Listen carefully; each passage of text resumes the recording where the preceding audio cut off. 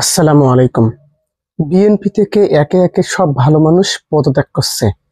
আর বেশি আপনাদের কিছু দেখতে হবে না।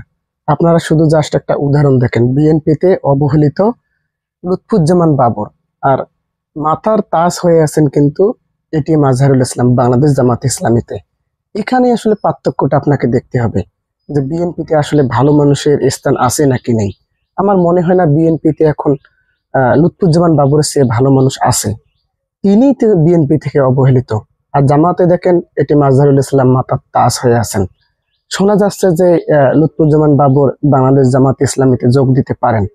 হ্যাঁ, ভালো ঘটনা, এটা ঘটতেই পারে, এটা অস্বাভাবিক হওয়ার কিছু নেই, কেননা বিএনপিতে ভালো মানুষের স্থান নেই। এই যে মিটফোর্ডে যে চাঁদাবাজির ঘটনাকে কেন্দ্র করে যে নৃশংস একটা হত্যাকাণ্ড ঘটে গেল, এরপর থেকে কিন্তু বিএনপিতে পদত্যাগের হিড়িক পড়েছে। সেটা ছাত্র দল বলেন বা মূল দল বিএনপি থেকেই বলেন না কেন। এই যে জনপ্রিয় সোশ্যাল অ্যাক্টিভিটিস ডক্টর ফয়জুল হক, উনি কিন্তু বিএনপি থেকে পদত্যাগ করেছেন। মানে এইরকম একটা নেতাকেও কিন্তু বিএনপি হারালো। তার মানে বোঝা যাচ্ছে যে বিএনপিতে আসলে ভালো মানুষের স্থান নেই। তারা বিএনপিতে জায়গা পাচ্ছে না। বিএনপিতে আমি অনেকদিন আগেই বলেছিলাম দুইটা গ্রুপ আছে, একটা ভারতপন্থী গ্রুপ আর একটা বাংলাদেশপন্থী, মানে জিয়াউর রহমান পন্থী। তো বিএনপিতে বর্তমান ভারতপন্থী এই গ্রুপটা খুবই সচল, অ্যাক্টিভ খুবই। তাদেরই এখন জনসংখ্যা কেন্দ্রীয় পর্যায়ে বেশি দেখা যাচ্ছে। দেখেন এর পেছনে কিন্তু হাত রয়েছে বিএনপি পন্থী কয়েকজন সোশ্যাল অ্যাক্টিভিটিস, যার মধ্যে অন্যতম ডক্টর জাহেদ।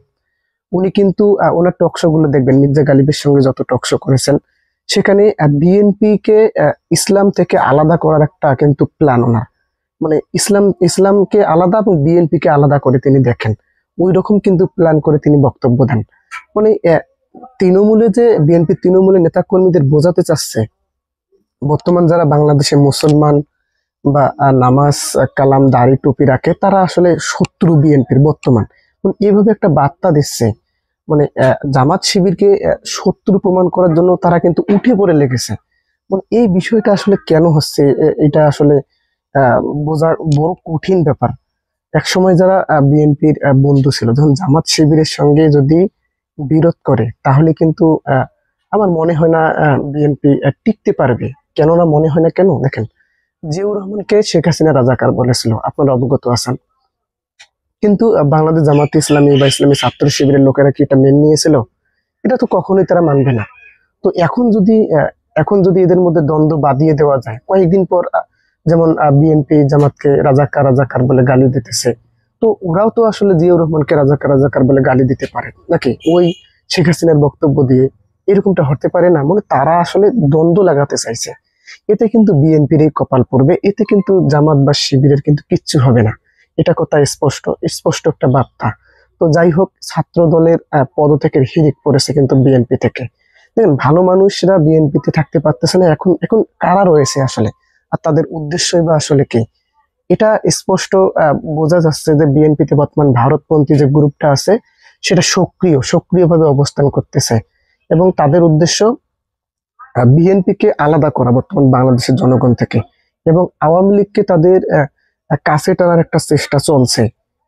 মানে ভারত চাচ্ছে যে বিএনপি আওয়ামী লীগ এক হয়ে আমাদের দালালি করুক। মানে এরকমই কিছু একটা কিন্তু ঘটনা হয়েছে। ইতিমধ্যে অনেক রাজনৈতিক বিশ্লেষক বর্গগণ এইভাবেই কিন্তু বর্ণনা করেছেন।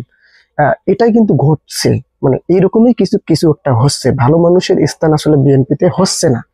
খারাপ মানুষরাই, ভারতীয় যাদেরকে র এজেন্ট এগুলো বলা হয়, তারাই বিএনপিতে স্থান পাচ্ছে। যেমন এখানে সর্বপ্রথম যে বিষয়টা, এখানে সব থেকে বড় উদাহরণ এর লক্ষ্য করা যায় বিএনপির স্থায়ী কমিটির সদস্য সালাউদ্দিন আহমেদ। উনি কিন্তু বিএনপিতে এখন খুবই প্রভাবশালী একজন নেতা। মনে হয় তারেক রহমানের চেয়ে উনি সব থেকে বড় নেতা। এইরকম অবস্থা কিন্তু একটা বিএনপিতে বর্তমান।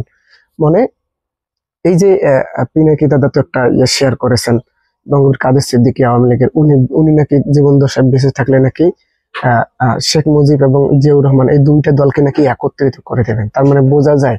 এবং এতে কিন্তু এগুলো বিষয়ে প্রমোট করতেছে রুমিন ফারহানা বলেন, ডক্টর জাহেদ বলেন, আর এই যে গোলাম ময়লা রুনি, এরা কিন্তু আসলে প্রমোট করতেছে এগুলো। মানে বিএনপি আওয়ামী লীগের মধ্যে আস্তে আস্তে যাতে মিল হয় সেভাবে কিন্তু বক্তব্যগুলো যাচ্ছে, এবং তারা জামাতকেই বিএনপির প্রধান শত্রু হিসেবে টার্গেট করে পরিচয় করে দিতেছে। মানে কি একটা অবস্থা দেখেন। এতে কিন্তু বিএনপি তৃণমূলের পর্যায়ে নেতা কর্মীদের কিন্তু জামাত শিবিরের বিরুদ্ধে কিন্তু খুবই হিংসাত্মক মনোভাব একটা সৃষ্টি হয়েছে। মানে এইভাবে কিন্তু এই ঘটনাগুলো ঘটতেছে। মানে এই ঘটনাগুলো বোঝার পর থেকে কিন্তু বিএনপি থেকে কিন্তু ভালো মানুষগুলো আস্তে আস্তে পদত্যাগ করে যাচ্ছে। এখন শুধু ভারতপন্থী গ্রুপটি কিন্তু সক্রিয় আছে। আপনারা নির্বাচনের আগে আগে দেখবেন এই যে 32 নম্বর ভাঙ্গাকে রুমিন ফারহানা মব বলছে, তার মানে কি বোঝাতে চাচ্ছেন উনি? যে আওয়ামী লীগের সঙ্গে আমরা মিলেমিশে থাকতে চাই, মানে এরকমই কিছু একটা বোঝাতে চাচ্ছেন। তাহলে তাহলে কি বোঝা যাচ্ছে? যে বিএনপিতে আসলেই ভালো মানুষের স্থান হচ্ছে না। এ থেকে ঘুরে দাঁড়াতে হবে। আর এ থেকে ঘুরে দাঁড়ানোর জন্য একমাত্র কে? এখন এখন তারেক রহমানই দেশের বাইরে। উনি এখন বিতর্কিত হয়ে গেছেন, মানে ওনার রাজনীতি জয় বাংলা হয়ে গেছেন এই মিটফোর্ডের ঘটনাকে কেন্দ্র করে। তো এখন যে কি হবে বিএনপির, এটা বিষয়টা অনিশ্চিত। তবে পিনাকি দাদা এবং সাংবাদিক ইলিয়াস, ওনাদের যদি পরামর্শ নেয় বিএনপি, আমার মনে হয় আবারও ঘুরে দাঁড়াতে পারবে। তবে ওনাদের কথা তো শোনেই না, আমরা দেখতে পাচ্ছি। তো যাই হোক, বিএনপিতে সর্বশেষ যেটা কথা, ভালো মানুষের স্থান হচ্ছে না। শুধুমাত্র খারাপরাই বিএনপিতে, সাদাবাজরাই, দুর্নীতিবাজরাই এবং ভারতপন্থীরাই বিএনপিতে সব থেকে প্রভাবশালী এখন। তো দর্শক, আসলে আমার যে কথাটা আমি বললাম, এটা কি আপনি লক্ষ্য করে দেখেছেন? এটা কি সত্যি নাকি মিথ্যা? অবশ্যই অবশ্যই কমেন্ট করে জানাবেন। ধন্যবাদ। আসসালামু আলাইকুম।